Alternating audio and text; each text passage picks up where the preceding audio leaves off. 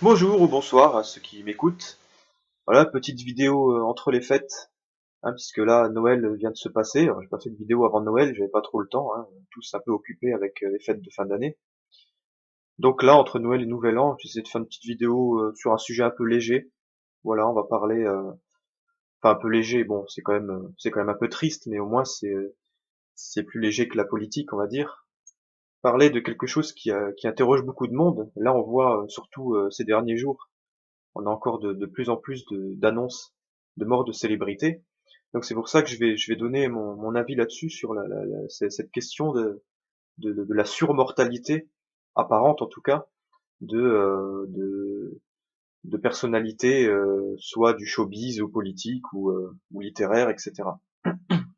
C'est vrai que tout au long de l'année 2016, surtout moi je me souviens au mois de janvier, on avait quasiment tous les jours une personne célèbre qui mourait. Voilà, l'annonce d'une personne célèbre qui était morte. Et là, c'est vrai que cette fin d'année, encore une fois, on le retrouve. Et si on regarde tout au long de l'année, on a effectivement un nombre très important de personnes célèbres, et pas des moindres, qui sont décédées cette année. Alors, ce qui est quand même rassurant, c'est que c'est des personnes célèbres qui avaient quand même un certain âge, effectivement.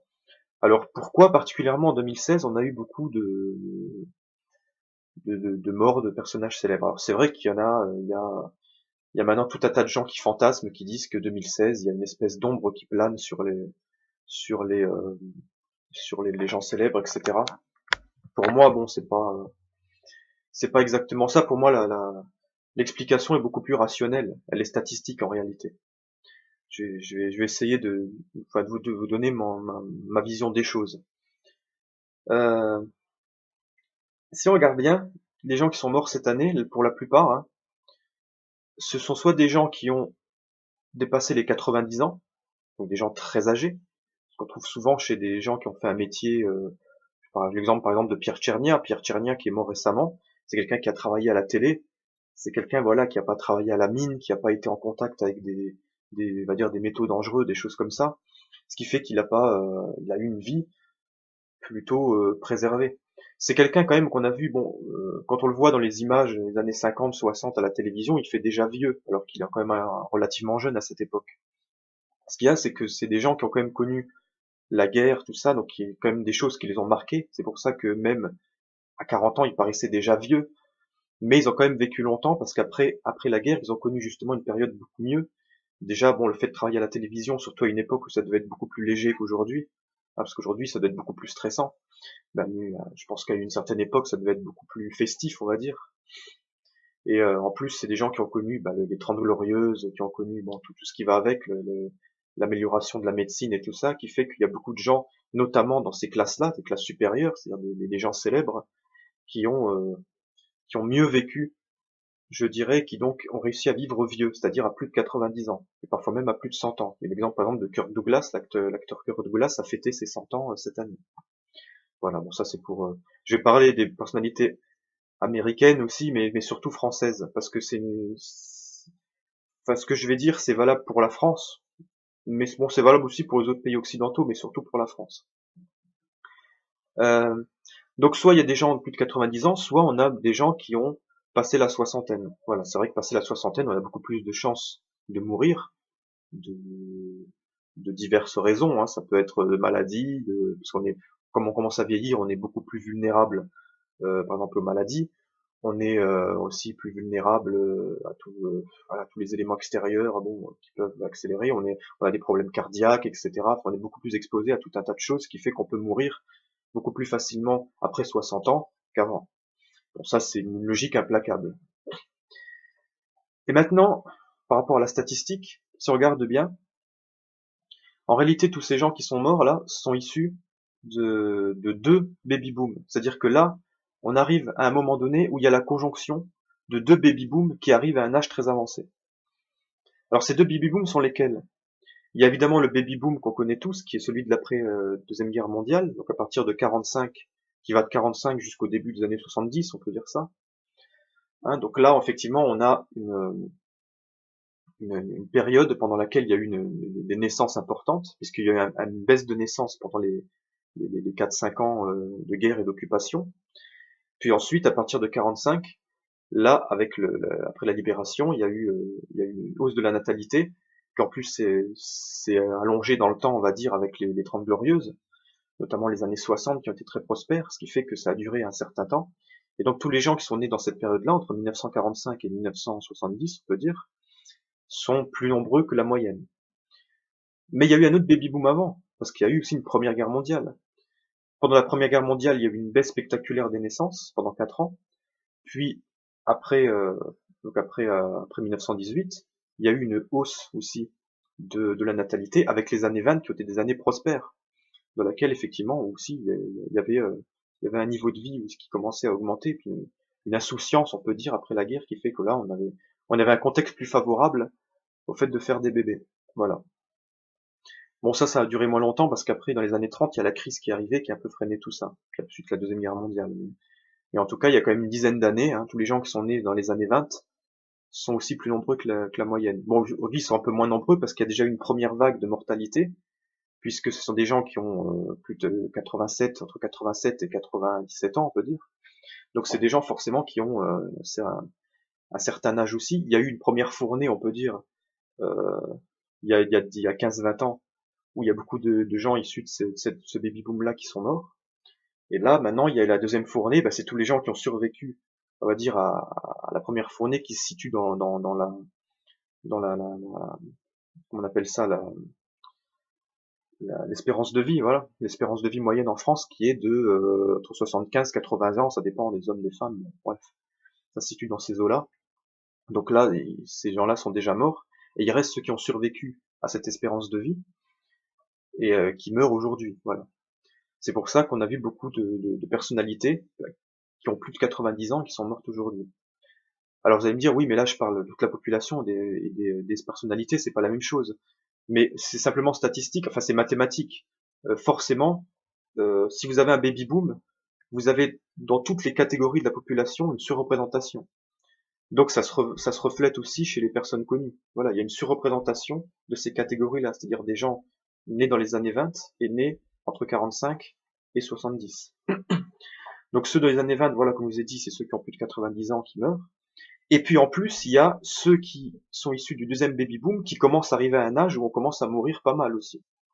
Puisque les gens nés dans les premières années du baby boom aujourd'hui, il y en a qui ont pas loin de 75 ans, quoi. Voilà, donc plus de 70 ans en tout cas. Donc on commence aussi à avoir de la mortalité de plus en plus importante. Mais je pense que c'est rien encore, parce qu'on n'est pas encore arrivé au niveau du seuil de l'espérance de vie, qui est entre 75 et 80 ans. Donc je pense que là, ce qu'on a vu en année 2016, c'est rien. Il va y avoir une mortalité encore plus importante en 2017, je pense, et encore plus dans les années qui viennent. Mais bon, ça va peut-être un peu baisser parce que du coup, ceux qui ont plus de 90 ans, ils seront tous morts hein, d'ici quelques années. Donc ça sera un peu moins fort. Mais je pense qu'en 2017, il y a de fortes chances qu'on ait encore plus de morts célèbres qu'en 2016. Hein. Je vous rappelle, il y a quand même regardé un peu tous les personnages célèbres aujourd'hui qui ont des âges très avancés. Je pense notamment à certains chanteurs. Je vais pas donner de nom parce que j'ai pas envie de leur porter la poisse, mais bon, vous voyez effectivement dans notre entourage, il y a pas mal quand même, enfin dans l'entourage médiatique, il y a pas mal de gens qui ont quand même un certain âge et qui peuvent du jour au lendemain mourir, pas simplement parce qu'ils ont l'âge où ils peuvent mourir. Moi, je leur souhaite une longue vie, hein, mais c'est comme ça. Et sont que ceux du baby boom, eh ben ils sont en train de vieillir. Les plus jeunes du baby boom, ils ont quand même plus de 45 ans. Hein. Voilà, donc forcément, on arrive. Cette année, on a eu par exemple Michel Delpech, qui est mort à une soixantaine d'années. Voilà. Il y en a eu d'autres là récemment, je sais plus. Enfin, bref. Voilà, donc c'est simplement la conjonction de ces deux baby boom, donc ces deux statistiques, si vous voulez, qui se rejoignent, qui font on est dans une période de surmortalité, je pense générale. Mais il faudrait, c'est dommage qu'il n'y a pas, il y a peu de gens qui se penchent sur ces statistiques parce que c'est intéressant pour expliquer justement ce phénomène. J'ai vu par exemple dans un journal belge hein, qu'on a parlé de ça.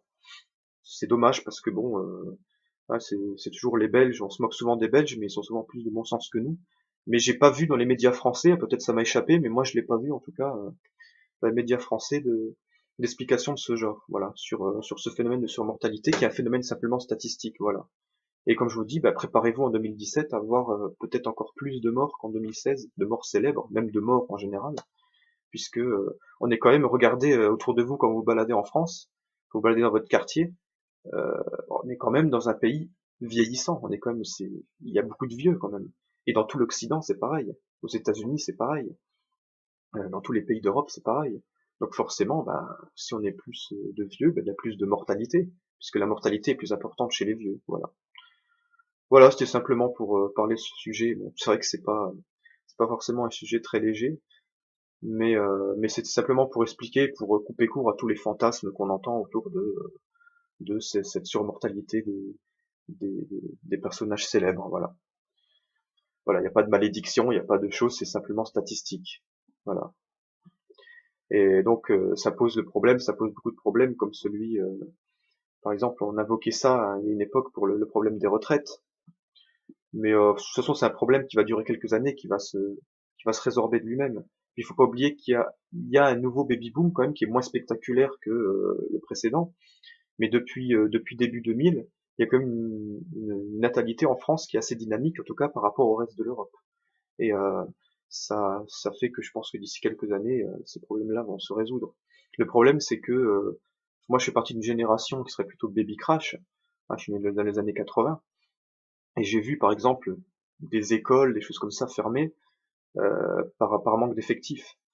Le problème, c'est que là, je vois qu'on continue à fermer des écoles alors que les effectifs, à mon avis, vont commencer à remonter puisqu'il y a, il y a, il y a, il y a, il y a un nouveau baby boom aujourd'hui. On voit un peu plus de jeunes. Donc c'est plus ça qui me préoccupe, si vous voulez. Hein. Mais bon. Voilà, donc faut réfléchir aux vraies causes. Faut pas s'alarmer du fait il y a beaucoup de. Bon, c'est vrai que c'est triste hein, quand il y a je veux dire, des acteurs ou des chanteurs qu'on a beaucoup aimés, qu'on voit partir comme ça, c'est un peu triste. Mais bon, c'est comme ça, il faut garder les beaux souvenirs, chacun doit faire son temps, et gardons le meilleur de tous ces personnages aujourd'hui qui nous quittent, voilà. Qu'ils soient connus ou pas d'ailleurs. Voilà. Bon, c'était pour faire cette petite mise au point, là, cette période de Noël. Je voulais faire une vidéo où je voulais parler, parce que Noël, c'est aussi la période des films, justement. Vous savez, on met beaucoup de films comme ça à la télé. Bon, je voulais en conseiller quelques-uns, mais j'ai pas forcément eu le temps de faire cette vidéo-là. Je ferai peut-être une autre fois, où je parlerai de petits conseils cinématographiques. Voilà, pour retrouver toujours dans ce combat retrouver le vrai, le bien et le beau. C'est ce que j'essaie de faire dans mes livres. Et puis aussi de défendre le héros mythique, le héros je vous dis, qui tire une société vers le haut et pas vers le bas. Voilà. Bon, ça, on en reparlera dans une prochaine vidéo. Je vais parler aussi de mon livre, là, qui est en cours de publication. Là, ça y est, la publication est lancée. Voilà, il s'intitulera La vie héroïque de Paul Suarez. Justement, c'est toujours dans cette continuité de réhabilitation du héros, mais quand même avec ses doutes et avec ses interrogations sur le monde moderne. Voilà, donc ça apparaître bientôt. Je pense que c'est bon, début janvier, ça sera bon. Je ferai une présentation du livre dès que j'aurai reçu un exemplaire papier. Voilà, donc de bonnes choses pour 2017. Je vous souhaite à tous une bonne année 2017. Et puis voilà, en espérant qu'on n'ait pas des bouleversements politiques trop brutaux. Parce que je vais continuer à en parler. Je vais parler 2017 sera une année électorale. Je vais donner mon avis en tant qu'écrivain, en tant qu'observateur du monde aussi sur ces questions. Et peut-être aussi en tant qu'acteur, parce que j'ai fait de la politique aussi. Et par contre, je vais aussi continuer à me battre pour la littérature et pour le héros, comme je le fais, voilà. Et ça sera dans une prochaine vidéo. Voilà, bonne fête à tous. Au revoir.